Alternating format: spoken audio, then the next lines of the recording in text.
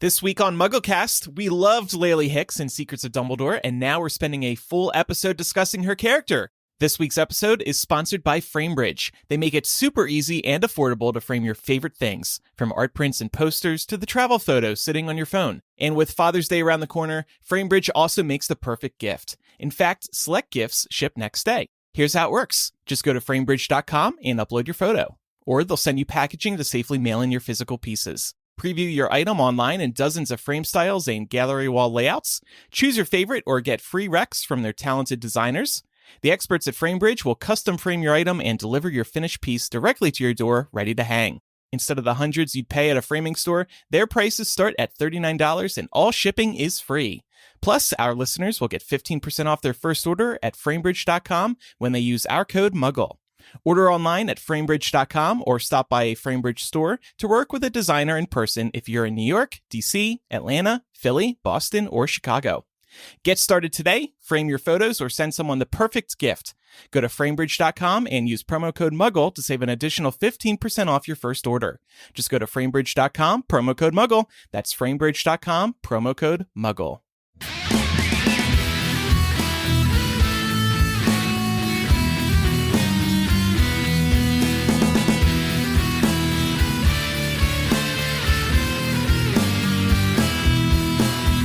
Welcome to MuggleCast, your weekly ride into the Wizarding World fandom. I'm Andrew. I'm Eric.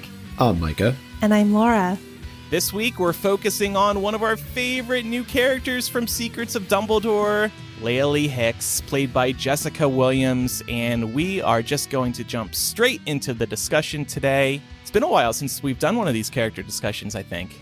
And it's our first character discussion from Secrets of Dumbledore. Yes. Very exciting. So I thought it would be interesting kind of going back to my origins at MuggleNet, which is several years ago at this point, but one of the areas that I spent the most time on was name origins. And I thought, what a great way to kind of kick off this discussion. Let's learn a little bit about Eulalie Hicks's name. Can we have a quick sidebar for a second? Sure. Was that the first section you worked on at MuggleNet, the name origin section? Not counting MuggleCast, where I worked on the transcripts. Yeah, I think it was. Okay. I think Name Origins is that one glorious segment that I think everyone had at a certain point or another was passing off. Like, Andrew, were you in charge of that at some point? No, the reason I ask is because I remember very clearly my first section. It was the jkrowling.com section. That was like, I created it from scratch. That was like my pitch to MuggleNet. I was like, I'll join and I'll make this section for you because you guys don't have it yet. And that was my little corner of MuggleNet. I loved it. Were you just copying and pasting everything that was on jkr.com? No. It was like a guide to cracking the Easter eggs and the different sections of our site. Yeah, we did sites about other sites. That is kind of funny, actually. That is very early 2000s. Yeah. That's so cool, though. That's like the books they sell now that are like, so-and-so decoded. Here's the story behind. And it's like, nah, just go on the website. The name Eulalie is primarily a female name of French origin that means well-spoken. So everybody who was all over Eulalie Hicks in this past film for how she was speaking, her name actually means well-spoken. So she was just living up to her name origin. Yeah. Huh. Well, listen, I don't think I was all over anything except to say I like it and I'm not used to it. That's all I was trying to say. Okay. Well, if that comment was directed towards me. No, not at all. It's probably all of us. We go a little bit further, though. The origins of the name Hicks are from the ancient Anglo-Saxon culture of Britain. So, in theory, her family came over from Britain, escaping political, religious, economic persecution, came to the Americas. I know a lot of people also said in the last episode or a couple episodes ago that when she spoke, she actually sounded like she was a bit British. Mm-hmm. Yes. Yeah, we got a few really cool emails about that, actually. So basically, Eulalie Hicks is a very well-spoken individual of British heritage. So please let us just back off how she speaks in the films. I wonder. Definitely going to be coming back to that later, though. But I can't wait for us to have Eulalie Hicks's birthday be noticed so that we can talk about. Maybe we'll do a belated horoscope for her the day that comes out. Just quick, do an emergency MuggleCast session. We can talk about her Do we star know, sign. No, we don't. But we do know that Jessica Williams has a really cool birthday. She's born on July 31st, actually 1989, which I feel very old. She's younger than me. But anyway, July 31st, 1989 is Harry Potter's birthday. Very exciting. Yeah, That it's a is fun cool. coincidence, It's like it especially was- being a fan. Yeah, it was meant to be. Yeah. And in fact, she was a massive, massive Harry Potter fan prior to getting this role. I think we made the comparison before on the show to like an Evanna Lynch character, type person who's just such a huge fan of the series. Of course, if you are growing up, when we were all growing up, the Harry Potter books were, the biggest things out there. And you find out that you share his birthday. I'm sure that was like, just the most amazing thing. Yeah, and to the point of her being a big fan, she was on Jimmy Fallon recently to promote Secrets of Dumbledore, and she spoke about how long she's been a fan, so I thought we could play a moment from that. Yeah. All this, she's really good at defensive magic, and she has these really cool defensive magic sequences that I'm really proud of and that were like the funnest to shoot. So. You are a Harry Potter fan way before this. Like, Yeah. My teacher started reading me the Harry Potter books when I was in the 3rd grade. Me too. Yeah. Yeah, I'm the same age as you are. Absolutely. Absolutely, Yes. fellow millennial. That's exactly right. Yes, how cool. Let's go on our skateboards after this and skate around. Absolutely. And have a hard time buying houses. Yeah. But to go into this world, do you kind of freak out being on set? Well, how much is real and how much is CGI? Yeah, obviously, unfortunately, the magic is not real, and so, but it felt like when I was a kid and we would like play fight growing up and, you play with an adult and you kind of do a fake punch and then, like my dad would go, oh, so we were doing that, but we had these incredible stunt people. So I would kind of wave my wand and things would happen, but it was just like a guy laying on the floor, shutting the door. So one of the key moments that I liked from that was she's been a Harry Potter fan since 3rd grade, which actually resonated with me because my 4th grade teacher read Harry Potter to me, and we were actually born the same year. So she was introduced to Harry Potter, I guess, a year earlier than I was, come to think of it, which is kind of cool. It's truly amazing. How many teachers read Harry Potter? Like, this is Just the cool ones. Just the cool ones. I know. That's so cool. Eulalie Hicks is actually from Harlem, New York, according to another interview with Jessica. So a New York teacher teaching in Massachusetts at Ilvermorny School. The other interesting thing about sort of how this all transpired, we remember that Eulalie was actually in Crimes of Grindelwald for a hot second during the sequence where she's found in the book that Nicholas Flamel has, with or without a phoenix on the cover. Interesting. But anyway, she was actually announced as this character way back on April 22nd, 2018. So 4 years before her big, huge debut as the character. And it turns out this announcement was in between different acts of Harry Potter and the Cursed Child on their Broadway, New York opening night. Looking back at this, it was announced and Jessica was with the author across from a table doing this. Weren't we in New York that day, guys? Seeing that same show on Broadway opening night? Were they at the next Was it table? that show? Were they at the next table over and we didn't know? They were probably eating at a much fancier restaurant than we were. No, we only go for the best. Yeah, well, I remember we were in there for that because that was my 30th birthday present where we spent all that money to go see both acts. Yeah. Anyway, so more about the character of Eulalie Hicks. She is a professor of charms at Ilvermorny School, and she is in Thunderbird House. Represent. I am a Thunderbird. I'm a Thunderbird. So what do you two think makes Eulalie Hicks a Thunderbird? Do you remember your Ilvermorny House knowledge? Nope. Not at all. Not one bit. Not Well, one see, bit. so wait, Wampus are the warriors, Pukwudgie are the healers, Horned Serpent are the studious ones. Thunderbirds represents the soul and favors adventurers. I would say the favors adventurers one definitely makes sense for Lally. I Yes. agree. Yeah. I remember when these houses first came out, I had this theory that they were like the Hogwarts houses, but like shifted. So like a blend between two Hogwarts houses to do the Ilvermorny house. And so if that were the case, I would suggest that Lally is part Gryffindor, you know, for like the more adventurous, daring, and part Hufflepuff. Let's not forget how well she takes to hanging around with a no-mage for this whole film. And, you know, she's very personable, it seems. You know who else is a Thunderbird? Frank. But Wait. It was just a joke. Oh. It wasn't meant to stump anybody.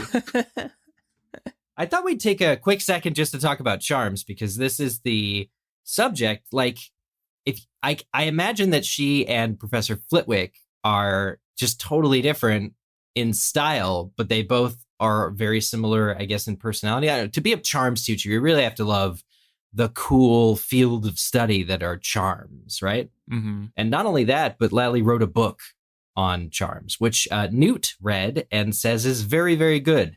The title of that book is Achievements in Charming. I wonder if that'll come up in the future. How old do we think Lally actually is? Mid-20s? 30s? I would guess she's probably similar in age to Jessica Williams. So around like 32, 33. Yeah, like early 30s, maybe late 20s. Okay. There's a companion book out there called The Secrets of Dumbledore Movie Magic, and it's actually one of the preview pages available on Amazon is about Lally. And it says that she and Tina went to school together, which directly places her age at the same as Tina and Queenie. Tina was born in 1901. Fantastic Beasts 3 is set in, what did we say last week? 1935? 30, 31, 32. 31, 32. Uh-oh, we're already forgetting. So yes, she is around Jessica Williams' actual age.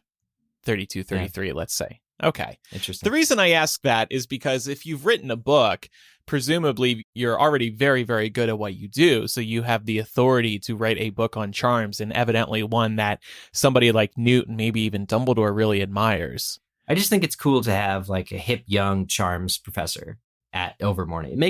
It honestly makes me want to see Ilvermorny more. Yeah, I think Agreed. especially because at Hogwarts, it's mostly a lot of older teachers. I think the youngest, sexiest one, if you will, at Hogwarts was Lockhart until he turned out to be a piece of crap, you know? So Yeah.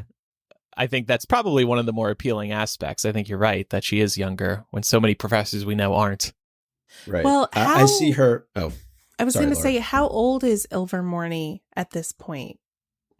I know we have to have a founding date. Yeah, let me give that a quick Google. I was going to say, I think that Eulalie was definitely the professor that most students want to have. They want to be in her class. I could see that. Yeah, we all have that cool teacher who surfs during the summer and who you might be a little attracted to. Yeah, they're just effortlessly cool. Yeah, right. What's their name, Andrew? I'm forgetting his name, but he was definitely a cool surfer teacher, math teacher. Ilvermorny was founded in the 17th century. So it's been around for a while. It has been around for a while, not as long as Hogwarts. So, Right. you know, they don't yet have ghosts as professors. So I think it's fair to say that their average professor age might skew a little bit younger. Yeah. I like that a lot. Viewing the age of the teachers as like exponential to the age of the school. That's a really interesting correlation there. Interestingly, she's also the keeper of the keys for Ilvermorny. And that's from the Magic book, Movie Magic. Thanks to Jerry C., by the way. She gave us the tip about this free page of viewing on Lally. But what does it mean to be the keeper of the keys? Because we never got into this for Hagrid that I can remember. But he carries all the keys. In a world where you can just Alohomora, another charm, by the way, open the door. What is the purpose of being the keeper of the keys? You still need a backup set in case your wand breaks down and in case the magic runs out of magic. Or the magic stops working magic, and you have this heavy door. What if there's a magic outage? You need a good old-fashioned physical key to unlock the doors. It is interesting that I guess Rowling was just like, I'll make her keeper of the keys too at Ilvermorny. What the hell? Well, like, because it is so random. It's just, I never think about this for Hagrid, but I guess I always assumed it was just a BS job they give him to make him feel important with Hagrid. Like, you know, he got expelled and Dumbledore gave him a few like things to do, including keeper of the keys. What? Well, I always saw Keeper of the Keys as the protector of the school, the one responsible for really ensuring its security. And that would be cool if Lally was also that for Ilvermorny. Be interested to know in her duties. Why. Well, but do you consider Hagrid good security for Hogwarts? Better than Lally, Dumbledore. Okay. Better than. I mean, I guess like the only reason I could argue Hagrid might be well positioned is because his hut is literally positioned out front of Hogwarts. But he's like between the forest and Hogwarts. So is he symbolically representing someone who can control the beasts in the forest and convince them to not cross into the grounds? I'm not sure. But he drinks a lot, so he's like drinking on the job if he's also security. But also, and he gets, everyone in the forest trusts him, though. No, he is that. He is that sort of guardian of like the threshold between the very dangerous Forbidden Forest and the school. So I like that, you know, his grounds on the edge of his hut on the edge of the grounds is really symbolic for that. You know, when I was in elementary school, I was keeper of the television remote in the cafeteria. And every morning when I entered the school, I would go into the cafeteria and turn on the 6 TVs in the cafeteria. Keeper of the television remote. I love you that. Must have felt... Do we need to cut that? Was that way too much of a tangent? Did you get extra credit for that? Andrew, I just have to say, you must have felt so special. I had so much power. I was turning on the televisions did every you make morning. Friends as a result, or did people resent what you put on? Yeah, were they No. like, hey, turn on Cartoon Network? I was given this job because I had no friends in elementary school or middle school. I see. They were like, oh man, we feel bad for him. Let's give him the remote. Let's tell My him. TV tech.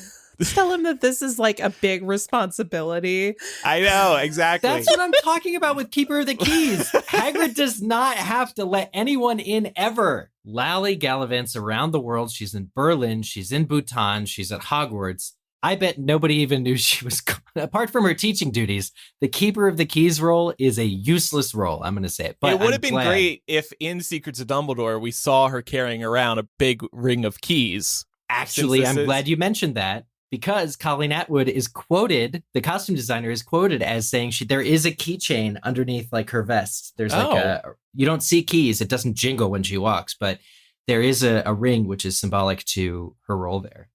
Oh, okay. Kind of looks like a pocket watch. It's in some of the promo photos. When we watch it on streaming, maybe we can catch a glimpse of this. Yeah. So moving on. Let's just talk again about her personality a little bit. She really is just like an effortlessly sense of cool, maybe even cocky. Was anybody like put off by how self-congratulatory she is? No, I didn't really have that takeaway. She struck me as quirky rather than cocky. Yeah, I would just describe it more as she's very confident. And I can see why you might consider that cocky just because she does carry so much of this confidence. Yeah, if a man did Is it because of how she speaks? If a man did it, nobody would say anything. Yeah, but it's not that same cockiness that a Lockhart has. Right. I think confidence was the word that was used. I agree. I think she's definitely very confident in who she is and her abilities, and that comes through. I just thought we were going to get into another discussion about how she speaks. And that's why people feel a certain way about her.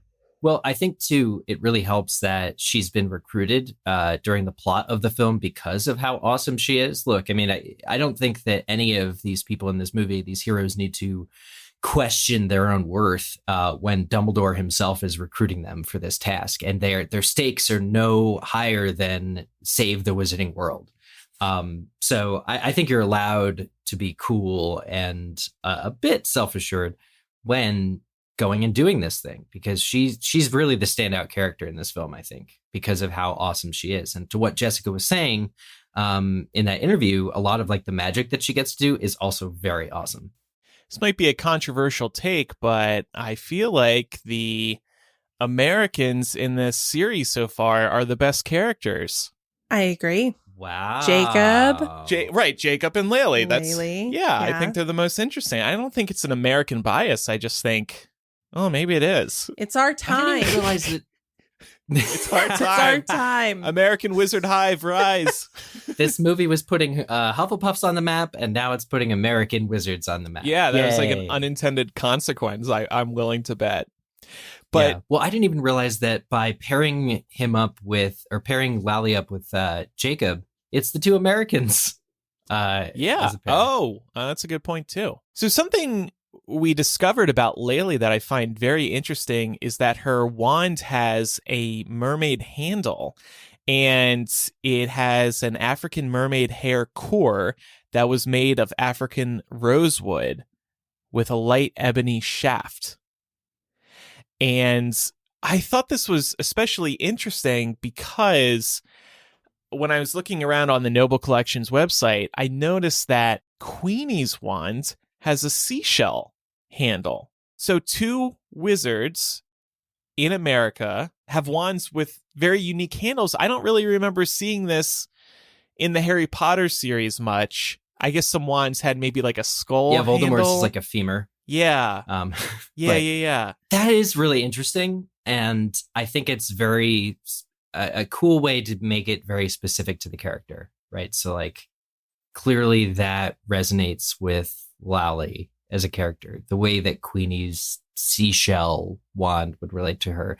There's the canon explanation for it, which I think is that, you know, American wizards, whoever makes wands in America has like a little bit of a flourish. And then there's also the production department, understanding that because these are films, they probably were just trying something new to distinguish the wands that they were making for the Fantastic Beasts series from all the ones that they were using in Harry Potter. I agree. I also think, though, we can read into it and say that wand making is localized. That the wands that we see in the core Harry Potter books are a more typical kind of wand that you would see in the British Isles, maybe across, most of Europe. But as you branch out into other parts of the world, there are other materials that wand makers are using. Perhaps some of them are more powerful. Both of these I are love that water-based designs too. Seashell mermaid. I'm just looking up here too that there's actually 4 wand makers in America. Well, Andrew, I think you're onto something about the water-based aspect. Wings from the water. Water in the trailer. There it is. So much water. There it is. Well, there's also the possibility, we shouldn't discount that both Queenie and Lally made their own wands or altered them to have this shape. I'm thinking of it kind of like in Star Wars, the Jedi goes through training to construct their own lightsaber. The idea that, as accomplished witches, they would alter their own wand to be a little bit more personal as opposed to like the more plain look. That's a really fun idea. Maybe they did something like this in their arts and crafts class in Ilvermorny. But all right, let's talk about her accent, because this is really cool. Remember, this is the character that's like, you put yourself in considerable danger to help a perfect stranger. And I've just never heard anything else like it. We got some emails, and I'd like each of us to read one. Yeah, Emily says, "Hi, I was listening to last week's episode, and I have an answer for Eulalie's dialect. I am a voice and speech teacher for theater students, and what I believe she is going for is a mid-Atlantic dialect. The Mid-Atlantic dialect, and what came to be known as the Standard American, is a partially invented dialect used to produce an upper-class specific dialect in New England. We still teach a version of this today, but a less British-influenced version. Mid-Atlantic refers to how a person would sound if they were born in the middle of the Atlantic, between the US and the UK. The book that codified this dialect was Edith Skinner's Speak with Distinction, which we still teach today, although the industry is currently looking at ways to move away from this book. Katharine Hepburn was the poster child for it. I agree that the actress hit the accent a bit too hard in the beginning of the movie, and it also seems odd that she is the only American character with this distinct mid-Atlantic sound. So we have a name for it. That's really interesting. And who knew that a dialect coach listened to MuggleCast? That's cool. There's actually more here. Laura, do you want to take this email from James? Yeah, sure. James says, "Hi, MuggleCast. In relation to last week's discussion of Jessica Williams' accent as Eulalie Hicks, it sounded to me like a transatlantic accent. This was an accent you heard a lot in the 20s and 30s among two groups, rich people and actors and actresses. It was meant to sound American, but slightly British, pretty much an attempt to sound vaguely wealthy and sophisticated without an outright British accent. Cary Grant is probably the most famous transatlantic voice out there, but there were lots of them. You can see a pretty good example of a bunch of different actors in a scene with the accent here, and James provided a video, which I think we can include in our show notes. Link in the show notes. Yep. James goes on to say it could be that Jessica Williams was just emulating actors and actresses that she's seen in movies from the 20s and 30s. But I think it could also easily make sense for Lally herself to have a transatlantic accent. Maybe she was born rich and grew up talking that way. Or maybe she grew up poor and tried to emulate the way rich people talked, or any number of circumstances, just hoping to shed some light on the accent thing. I think this is a really good call out. You know, the accent really reminded me of the kind of accent you would hear from radio announcers during this period of time. That's what it reminded me of. And yeah, the only thing I noticed about it was that it started out strong and it kind of got more subtle through the movie. But the accent itself, I don't have a problem with. Yeah, I never had a problem with it. I think the thing for me is it was so unique sounding to anything other than I had heard. So I guess my question was, is there a historical context? It turns out, yes, absolutely. And in fact, if you're listening to Katharine Hepburn or Cary Grant, in films and radio from this time period, you'll hear pretty much the same thing. And Micah, you may be excited to know that I reached out to our good friend, David Peterson, the linguist and conlanguist from, or who's done a lot of his own languages. But actually, he gave a few more examples of where you can find this accent. Yeah, and I think most people would probably recognize him most recently from Game of Thrones. He invented the Dothraki language. That's right. But he says it's and Valyrian. And Valyrian, yeah. It's an old American accent similar to the mother, Lady Grantham's in Downton Abbey, or in particular, Danae Benton's character, Peggy Scott, in The Gilded Age. The accent survived in Hollywood into the 30s longer than it survived in the real world. I'd say by the 40s, it was exclusively an affectation. What does that mean? Affectation, kind of like a thing that quirky people do to stay quirky. Yep. We're using quirky quite a bit on today's episode of the show. Quirky Lally. We have a title. Well, I'm pretty sure our Gen Z social media manager made fun of me for using that word. That's the only reason I bring it up. Oh, really? We have to popularize quirky. Yeah, I don't use quirky. See, as a she negative. said bad word. Okay, what's a good synonym, Chloe? What's a good synonym for quirky? Odd. But I don't think she's odd. I think quirky people Unique. are cool. I think there's an inherent endearing nature to quirky as a word. Unique, eccentric, says Chloe. Eccentric. Unique, What eccentric, about or eccentric. eclectic? Eclectic. No, I think eclectic betrays the possibility that a quirky person may not always hit the mark, because eclectic now sounds like storied, high taste. I think quirky people aren't necessarily eclectic. Yeah, I think there's some overlap, but apparently quirky has a bad connotation now. Don't listen to the Gen Z around us. We make this. We're gonna bring quirky cool. Quirky's We're gonna cool. bring quirky back. We're bringing quirky back. Yeah, no, we can say that she's unique. I think unique, eccentric. I think these are great descriptors for her. Yeah, and I mean, all of this, I'm thrilled about the emails we received about the accent, because it is an aspect of her character that I think we shouldn't ignore. And finding out that it not only was it historically, there's, things of the time period, but just having a name for it was something that I personally just wanted. I was like, oh, it's a transatlantic accent. And now look at what we've learned, ladies and gentlemen. And before we move on, I just want to say, David mentioned Downton Abbey. Downton Abbey, A New Era, hits theaters this week. I am so excited. I'm going to be the youngest person in the movie theater, I bet. And I have no problem with that whatsoever. Andrew, my mom is going with all her friends. I want to go with your mom and all her friends. I know. You should fly out here and go with them. Oh my God. Just be one of the ladies. My mom and grandmother are going to it too. Is this a continuation? Yes. Okay. But all right, so much more to get to today about Lally. But first, it's time for a word from this week's sponsor, Warby Parker. Warby Parker creates boutique quality eyewear at great price points, and they have this wonderful home try-on program that could not make it easier to find your perfect pair of glasses. Warby Parker is committed to providing exceptional vision care online and in stores, offering eyeglasses, sunglasses, eye exams, and contact lenses. Glasses start at $95, including prescription lenses. I mentioned contact lenses. You can save 15% on your first order of contacts, no promo code needed. Plus, Warby Parker offers their very own daily contact lenses. They're called Scouts.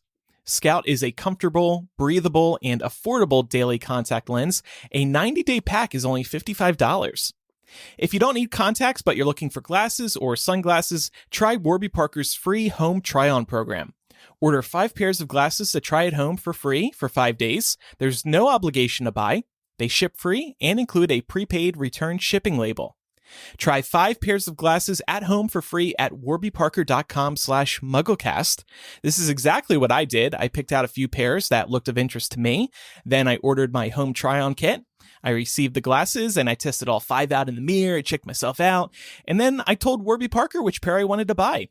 I sent the box of all 5 back with the prepaid label. Then they sent me a fresh pair of the ones I selected with a carrying case. It was a seamless process that is also immensely helpful because you never know how your glasses are going to look just by seeing them online. You really need to try them on. So again, go to warbyparker.com/MuggleCast and try 5 pairs for free right at home. Free! If you're looking for new glasses, this is what to do. warbyparker.com/MuggleCast. And like I said, not just sunglasses, prescription lenses are also available. So give this a try. We have links to all of today's sponsors in the show notes. Well, much like we did with our Newt Scamander discussion recently, we're going to talk about some of Lally's relationships with other characters in the films. And actually, speaking of Lally related to other characters, there's this comment in our Discord from Kyle who says, if we ever get a 4th movie, then I insist that we get a scene with Lally and young Flitwick talking about charms. If we could have McGonagall, then Flitwick deserves to be in this series too. Can you imagine that duo? That could be like an after credits scene. Ah, yes. Where they recruit people to the Charms League. One of them's wearing an eye patch. Do you want to join the Charms Avengers? That's how they branch out into Avengers. their own like MCU I want that as a series. All right, I'm putting that down as my TV series idea. That's going to be great. Charvengers. But see, what a cool way, like, for them to do these, very clear call outs to the core Harry Potter books. This would actually be a way to do it that was relevant and probably in keeping with the timeline, instead of just retconning McGonagall and putting her in a movie where technically in the timeline she wasn't even born yet. Let's do this, If we're going off character design from the original Harry Potter movies, the first 2, Flitwick is old enough, or appears old enough, that he could have realistically been alive and teaching back in this era. Yeah, he might be Lally's age, right? Yeah, I mean, it should work out timeline-wise. I think you're right. But let's be real. I mean, Flitwick isn't as fun of a choice to include as, like, McGonagall is, and that's why McGonagall gets priority. Well, that just sounds like some setup problems on behalf of the franchise. Because if they had given Flitwick more love, they would have that opportunity now. But I digress. That's fair. I'm just thinking, like, the casual Harry Potter fan isn't like, I gotta see Secrets of Dumbledore to see Flitwick in it. I would actually love for Warwick Davis to reprise his role. Yes. That would be a really unique opportunity where an actor has, like, crossover between the 2 franchises. In fact, now I need that to happen. And I bet he would be down for it. Warwick Davis. Yeah. So let's talk about Lally's relationship with Newt very briefly, because Newt does say that he and Lally have corresponded for years. This kind of sounds like, so there's two warring factions or wolves within Newt, right? One of them is he wants to be alone. He doesn't get along with people. He doesn't talk to people. His beasts are his people. They're his friends, and he's a recluse. Then there's this like worldly aspect where he's a published author now. And, you know, we kind of have to do the analysis and the heavy lifting because the movies won't. But how would Newt have first gotten a hold of Lally or you know, found her circle? Did he read her book and say he liked it? I think that's a safe place to start.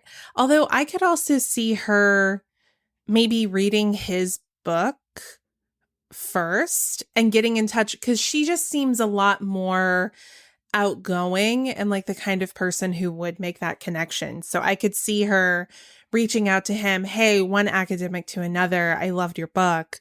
And him being like, oh my gosh, like I've heard her name. Like she's this famous charms professor from Ilvermorny. I got to read her book too. And then he like quickly devours her book and gets back to her and is like, oh my God, your story was amazing. So I could see, you know, that maybe being the link. And when they talked about corresponding for years, that's a very vague sort of allusion to how long they've been talking. So, you know, this series plays fast and loose with time. So that's my headcanon. Yeah, because this movie could be set anywhere from 1927 to 1938 or something. So it's like corresponding for years. Well, although when you were talking, Laura, you did remind me that Lally said that Newt's book is required reading for her 5th years. Yep. But if we listen to the timeline of the movie, the book only was published like 8 months ago. So right. So the timeline doesn't matter. It's like the points in Whose Line Is It Anyway? Oh my God. Yeah, I see that as a possibility. It's just, it is cool to see capable witches and wizards interact with one another. Like I think Newt would definitely be able to perform magic at a higher level, just like Lally is, but his focus is performing things that help the beasts that are under his care. I found this quote too from Jessica Williams. She said, Eulalie is really heart-driven, and I think she's really good at seeing at the heart of people, and I think Dumbledore recruits her because he knows that about her, and I think she's somebody you can always depend on to do what's good and what's right, which is also kind of like a throwback to Newt's whole thing in this movie. Yeah, Hufflepuff trait. Big Hufflepuff trait. Yeah. But I thought that was interesting to kind of try and help explain her relationship with Dumbledore further, because it is largely a mystery right now, besides them being connected through this book. Well, in a movie that talks about the purity of your heart, right? That's an open line of dialogue between Dumbledore and Jacob. The Chillin sees the pureness of your heart. It's interesting but makes perfect sense to have a character in Lally who also is pure of heart to be here joining the heroes. Hot take: the Chillin should have bowed to Lally. Yes. And she would have been like, yes, why, thank you. I will become Supreme Muggle now. In addition to my role as Keeper of Keys. And I didn't even have to campaign. Important. Oh, it'd be funny if she turned it down because she's Keeper of Keys. Like, my job at Ilvermorny is way too important. It's like having a television remote and turning on TVs every day. I can't let it go to anybody else. Yeah, but I got it. Oh my God. You know what, though? I feel like I could see her turning it down, but I think the difference between her and Dumbledore is that she would turn it down because she genuinely doesn't want it. I think Dumbledore does want it, but he recognizes that he is the kind of personality who shouldn't have it. He's like, sorry, I'm putting myself in a self-imposed timeout right now. Yeah, exactly. Because he's like, yeah, you know, I did the whole like greater good thing and muggles should be subservient. And, you know, maybe I'm not the best person for this. And it's still kind of weird that the Chillin bowed to me with that background of my history. But I could genuinely see Eulalie being like, teaching is my passion. I love working with young people. I love making discoveries in the education of charms. I want to continue being an academic, and this isn't for me. But the Chillin, honestly, again, top 2 people it should have bowed to, Eulalie and Jacob. Again, the American characters. I'm just saying. Well, it is just so interesting pairing them together for most of this film. Like when Jacob's doing his thing where he does like the people watching and she like is laughing and tolerating it. Like the Norwegian minister of magic with the big bushy mustache. And he's like, I think that guy's killed a guy. She's the perfect dinner companion because like she'll smile and let you know that you're being funny, but like she'll also be like, yeah, no. But yeah, so Lally and Dumbledore, we've already talked about how we think they probably would have corresponded by a letter or for being outstanding in their field would have been at the same conference. Mm-hmm. Although I don't think we get a one-on-one scene with Lally and Dumbledore specifically.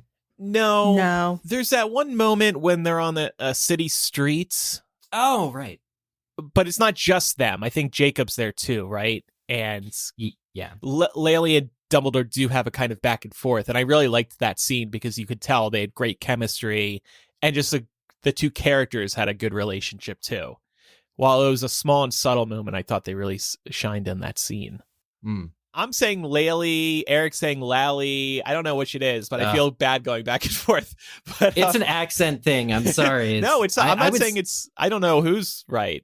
I forget what they say in the movie. By the way, if everybody's wondering where Micah went, he had to step away for a few minutes. He didn't fall off the face of the earth. So regarding Lally's relationship with Theseus, which we've speculated about, is there something there? Could they be romantically involved in the future film? And I'd love to see it. And particularly because the second that she arrives on the train and is introduced to Theseus, they kind of have this rapport. They kind of start maybe like flirting a little bit. Yeah. And then, of course, by the end of the film, it seems clear to me that they are interested in each other. I guess I can't remember what I decided a week or two ago, but I will say they're definitely on a sort of date for this wedding. Maybe they're not officially together at this point, but they're testing the waters. I mean, we've legitimately gotten more progress on that relationship than we have with Newt and Tina. Wait, Newt and Tina are at a wedding together too. No, they didn't come together. They did arrive separately. Okay. That's arriving together to a social engagement is further along than Newt and Tina's entire relationship so far. Yeah. The attraction between Eulalie and Theseus is palpable.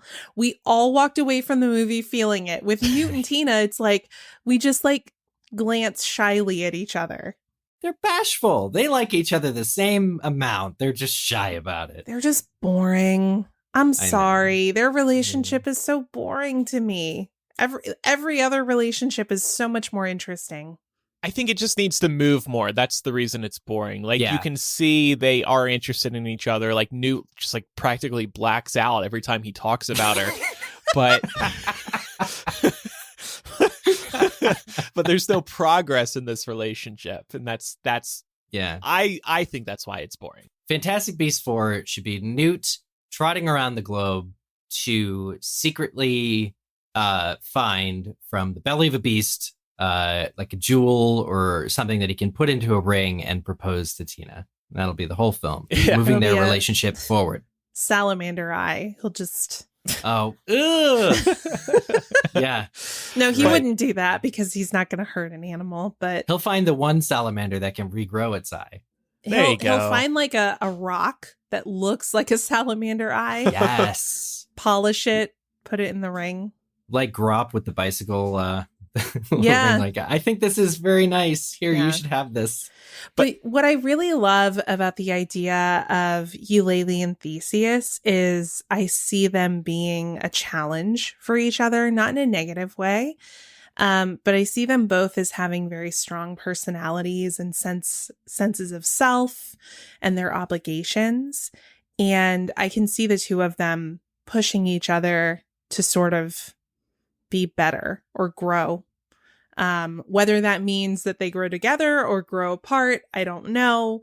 But I can definitely see Theseus, who seems very strong-willed and kind of like,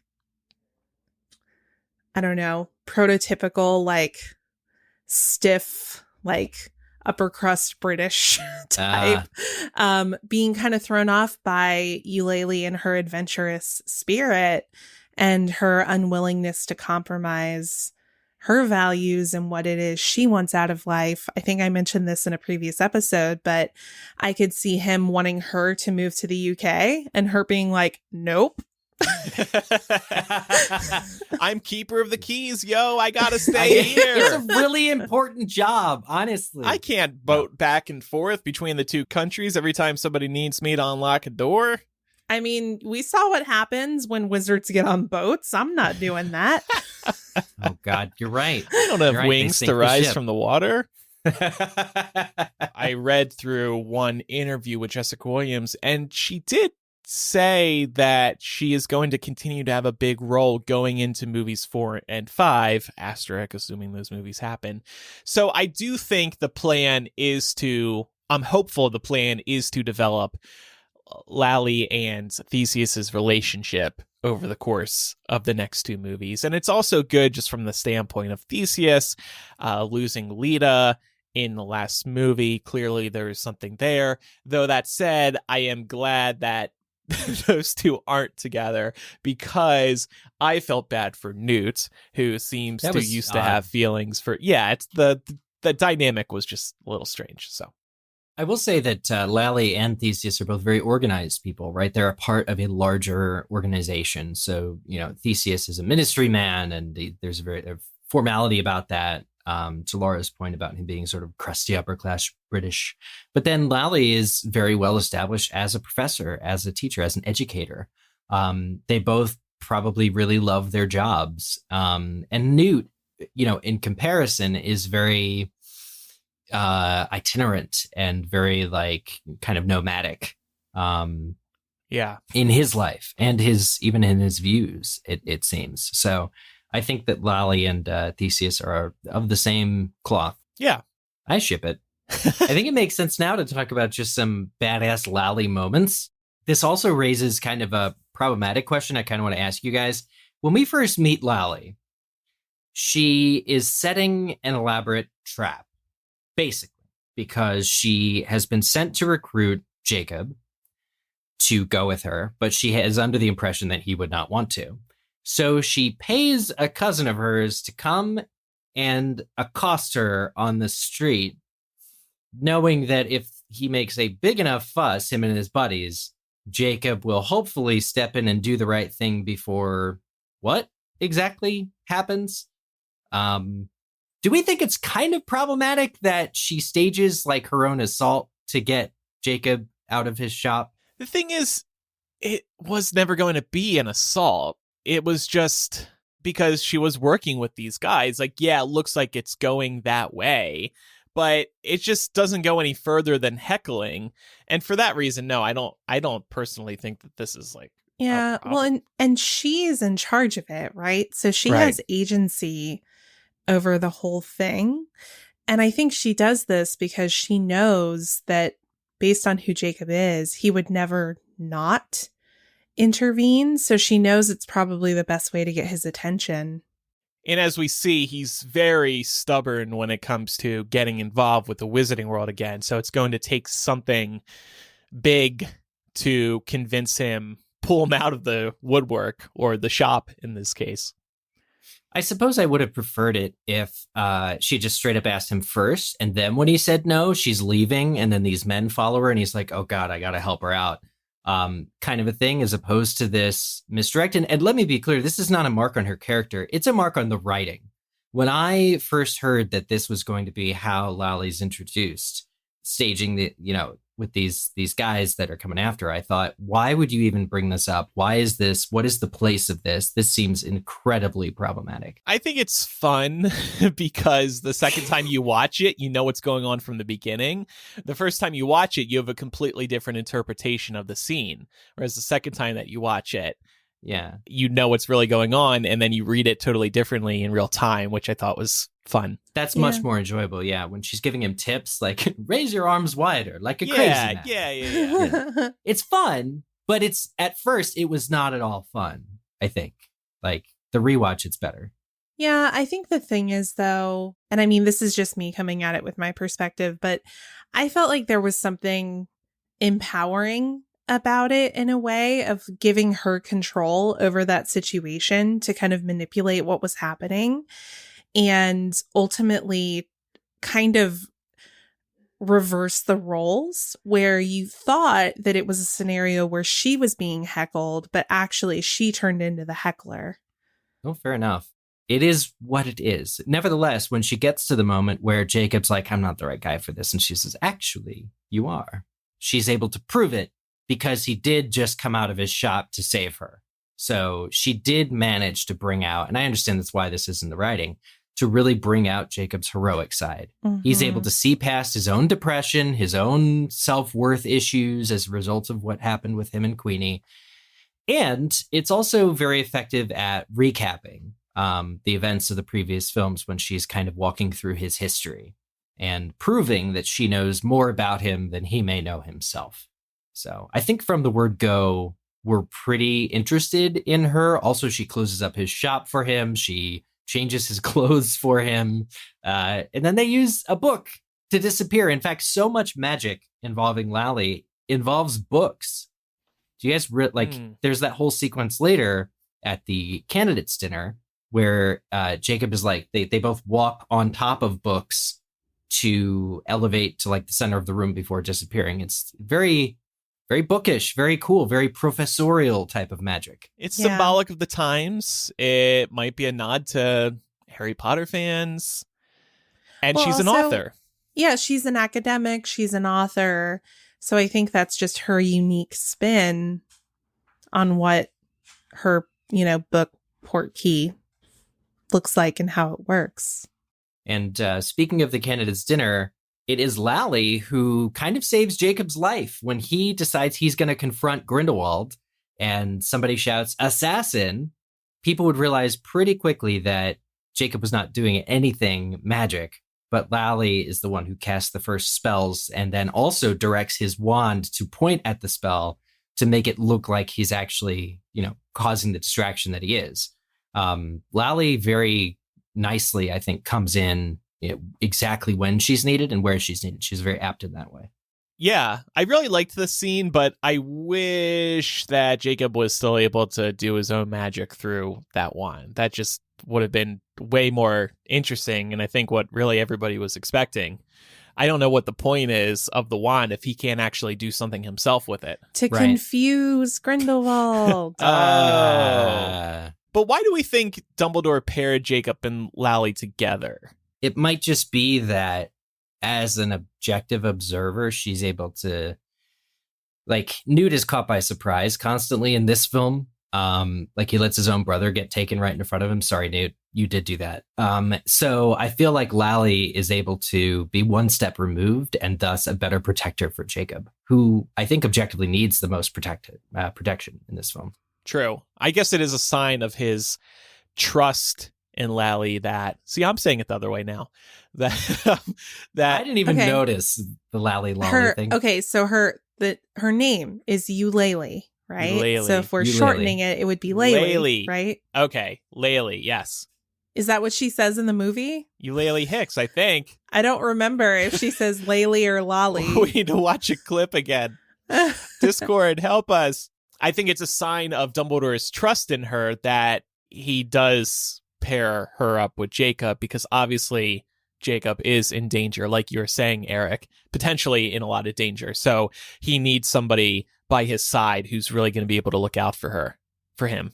Yeah, I think it's also because she is so skilled at charms, and Dumbledore has given Jacob this fake wand.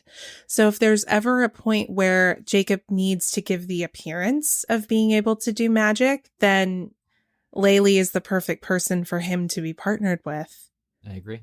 All right, we'll look at what the future holds for Lally in a moment, but time for a word from our final sponsor this week. When it comes to movies, we like them scary good here at MuggleCast.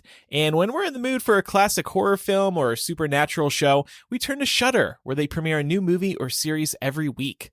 With Shudder, you can stream supernatural, thriller, and horror movies and TV shows across all your favorite devices.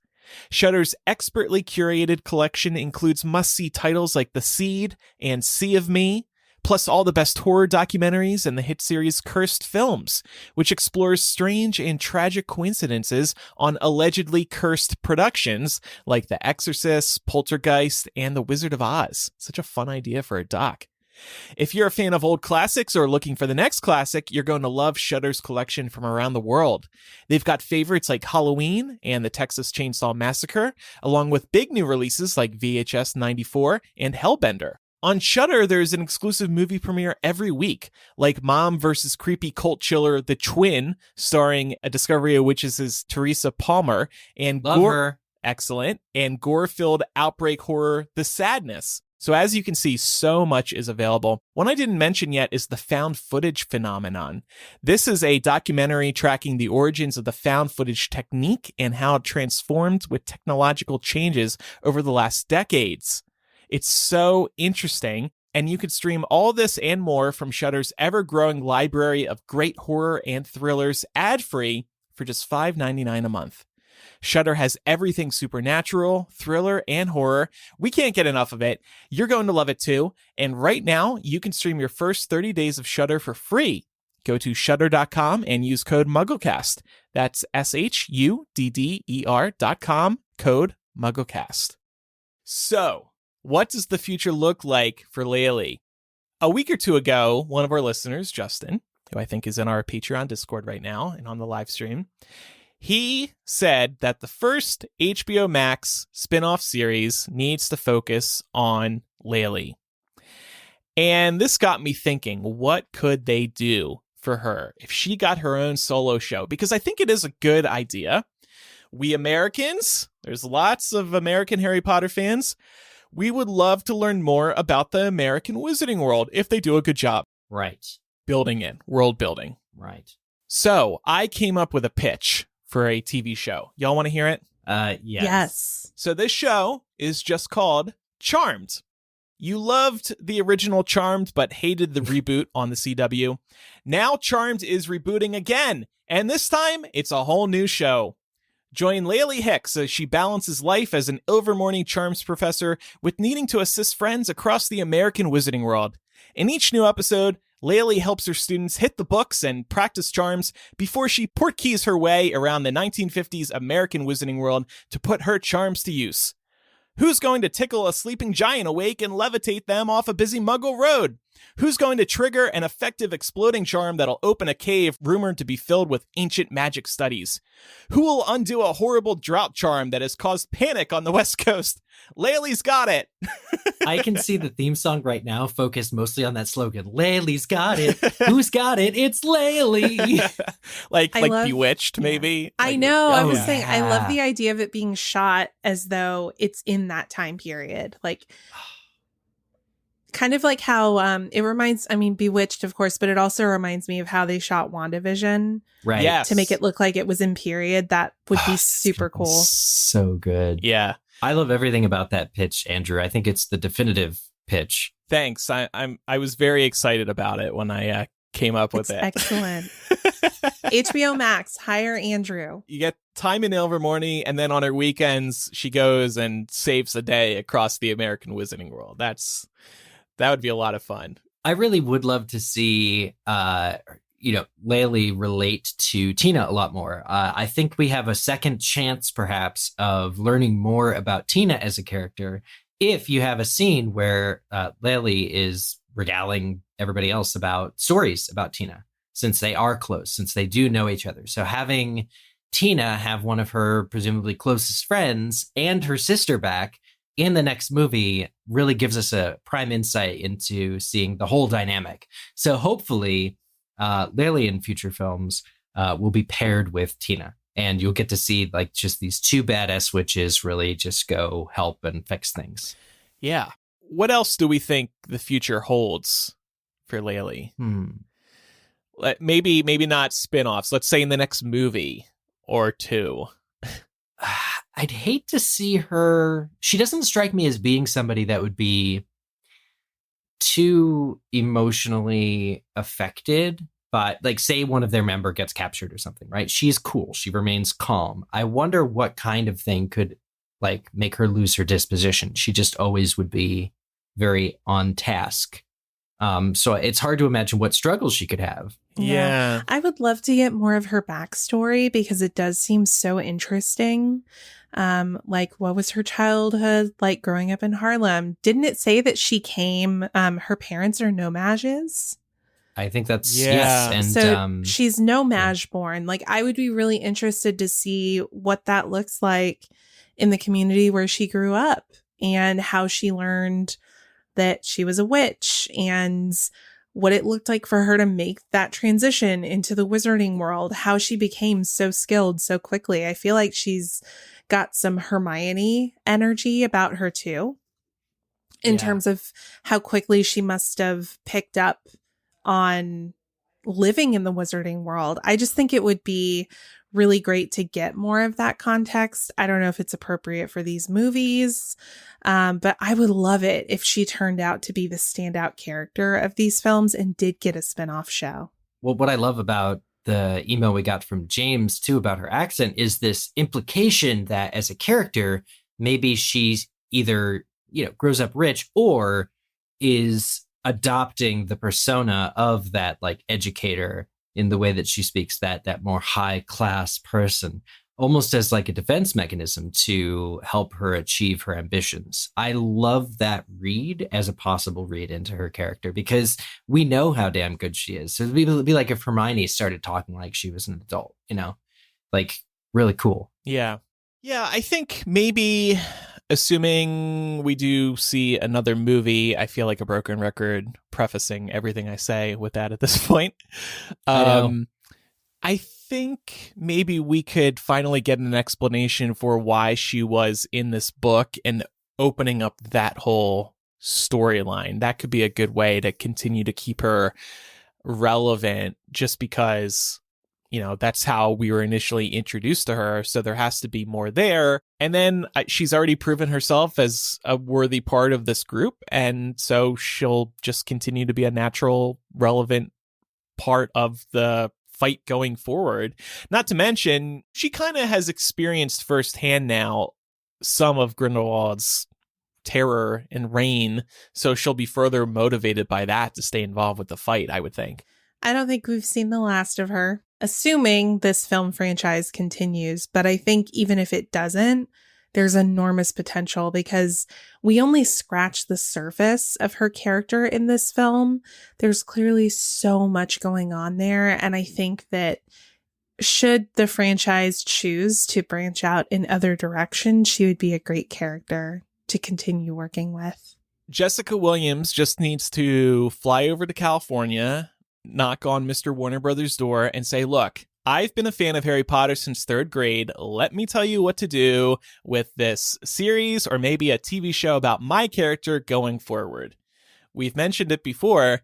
They need some sort of like fan panel to consult with from time to time when they're cooking ideas. And ask Jessica, call up Ivana Lynch, be like, yo, what do y'all think of this? Will the fans like it? All right. Well, if you have any feedback about our discussion today, you can contact us by writing or sending a voice message to mugglecast@gmail.com. If you're sending a voice message, just record that message using the voice memo app on your phone. You can also use the contact form on mugglecast.com to write to us, or you can leave a voicemail on our phone line. The number is 1-920-3-MUGGLE. That's 1-920-368-4453. Okay, it's time for Quizzage. Last week's question: who was the headmaster of Hogwarts immediately before Albus Dumbledore? The correct answer is Armando Dippet. Correct answers were submitted by the emo who lived, Wizard Gamer, Chillin' Like a Chillin', Gray Squirrel Patronus is the best, number 1 Gryffindor supporter, insert witty screen name, Boat Truck L, Sirius Black's Ego, Seymour Butts going pro in Hogwarts Legacy, Ron Weasley wifey, Giggle Water makes me wiggle, Booba Tuber Puss, Sir King of Kings, and Mika, as well as others. And here is next week's Quizzage question. What did Hogwarts students have to do in their end-of-year exam for Charms class in Harry's first year? submit your answer to us over on the MuggleCast website, mugglecast.com/Quizzage, or go to the site and click on Quizzage in the navbar menu thing at the top. Navbar menu thing. Who even remembers navbar, right? Who talks about that? The last time I heard that word, I probably said it in 2007. I don't know. When you were talking to me about my little section on MuggleNet.com. Yeah. We would love your support at patreon.com/MuggleCast. If you don't already support us, it helps us run the show and you'll get lots of benefits in return. By the way, Patreon just released a new update to their mobile app, and it's easier than ever to listen to audio through the app. There's a little audio feed now, so you can just quickly see the latest bonus content and ad-free MuggleCast releases. So check that out if you haven't yet. By the way, we are going to be rolling out 2 physical gifts this year. One of them is for patrons who pledge $5 or more, and the other one is for those who pledge $10 or more, though the latter will also be getting both gifts. We're wrapping up work on both of these now, and they're both going to be so good. So make sure you pledge at patreon.com/MuggleCast so you won't miss out on these physical gifts. Again, sorry we lost Micah midway through, but he'll be back next week. He is okay. He is alive. I understand he's the keeper of the keys in his It's a very home. important job. Yes, and he had to run and use his keys. Don't forget to follow us on our social media channels. We are MuggleCast on Twitter, Facebook, Instagram, and TikTok. And actually, one more reminder, make sure you follow the show for free in your favorite podcast app so you never miss an episode. Thanks, everybody, for listening. I'm Andrew. I'm Eric. And I'm Laura. See everybody next week. Bye. Bye.